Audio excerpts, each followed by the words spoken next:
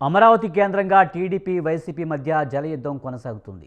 ఇటీవల కురిసిన వర్షాలకు రాజధాని మునిగిందంటూ వైసీపీ చేసిన ఆరోపణలు మంటలు రాజేశాయి. వైసీపీ నేతల కామెంట్లకు కౌంటర్గా టీడీపీ నేతలు ఎదురుదాడికి దిగారు. మొదటి నుంచి అమరావతిపై వైసీపీ విషం చిమ్ముతూనే ఉందని, అందులో భాగంగానే ఇప్పుడు రాజధాని మునిగిందంటూ ఆ పార్టీ నేతలు దుష్ప్రచారం చేస్తున్నారని టీడీపీ కౌంటర్ అటాక్ దిగింది.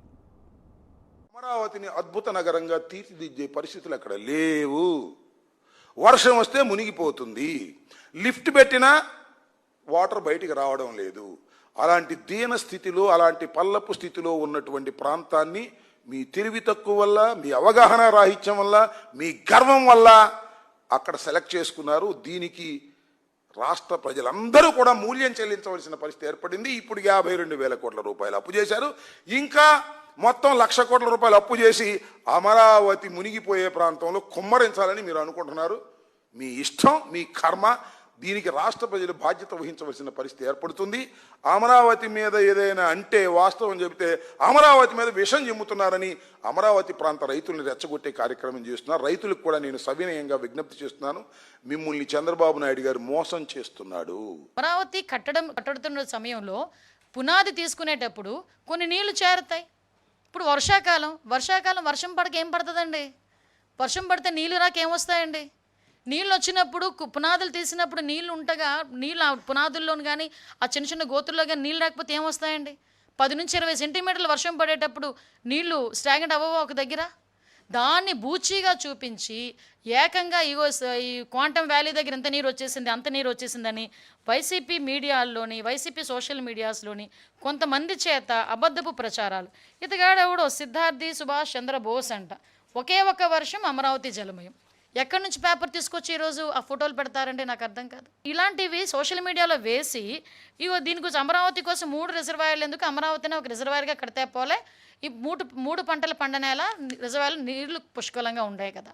అంటే ఇలాంటి ఒక రకమైన నెగిటివ్ యాంగిల్లో ప్రొజెక్ట్ చేయటం ఇది ఒక్కటే కాదండి. ఇలాగా ఒక మూకుమ్ముడిగా అమరావతి మీద దాడి చేశారు.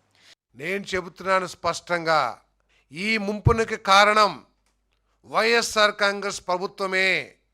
కారణం ఏమిటంటే 2016 నుంచి అమరావతి రాజధాని నిర్మాణ పనులు ప్రారంభమైన పరిస్థితుల్లో అధికారంలోకి వచ్చిన వైఎస్ఆర్ కాంగ్రెస్ పార్టీ తనకి స్వతహాగా అమరావతి మీద ఉన్న ద్వేషం కొద్దీ ఒక్క పని కూడా చేయకపోవటం కానివ్వండి, అమరావతిని అభివృద్ధి చేయకపోవటం కానివ్వండి, ఈ ముంపులకు కారణం అని చెప్పేసి మనం చేస్తా ఉన్నాను. 30 నుంచి 50,000 ఎకరాల పొలాలలో పెద్ద పెద్ద బిల్డింగులు, రహదారులు, పార్కుల నిర్మాణం జరిగితే ఆ ప్రాంతం 50,000 ఎకరాల ప్రాంతంలో ఎంత వర్షపాతం ముందు పడిందో తర్వాత కూడా అంతే వర్షపాతం పడుతుంది కదండి. ఓపెన్ ల్యాండ్స్లో నీటి ప్రవాహానికి ఉన్న పరిస్థితులు ఏమిటి, అదే ప్రాంతంలో కట్టడాలు నిర్మించిన తర్వాత ఆ నీటి ప్రవాహానికి ఉండే అడ్డంకుల గురించి కూడా ఆలోచన లేని వ్యక్తులు మాట్లాడటం చాలా శోచనీయం అని చెప్పేసి మనం చేస్తాం. జగన్మోహన్ రెడ్డి దగ్గర నుంచి అంబటి రాంబాబు ఆయన తమ్ముడు వరకు వాళ్ళ వైఖరిలో మార్పు రాల. వీళ్ళు ఇక్కడ ఒక విష ప్రచారంతో అమరావతి కానీ చుట్టుపక్కల ఉన్న ప్రాంతాల మీద విషం జిమ్మే ప్రయత్నం చేస్తున్నారు. ఏం చెప్తా ఉన్నారు వాళ్ళు?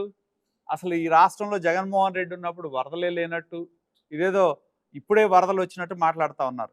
జగన్మోహన్ రెడ్డి 2019లో ముఖ్యమంత్రిగా ప్రమాణ స్వీకారం చేసిన తర్వాత ఈ రాష్ట్రంలో 2019లో వరదలు వచ్చినాయి, 2021లో తుఫాను వచ్చింది, 2022లో తుఫాను వచ్చింది, 2023లో తుఫాను వచ్చింది.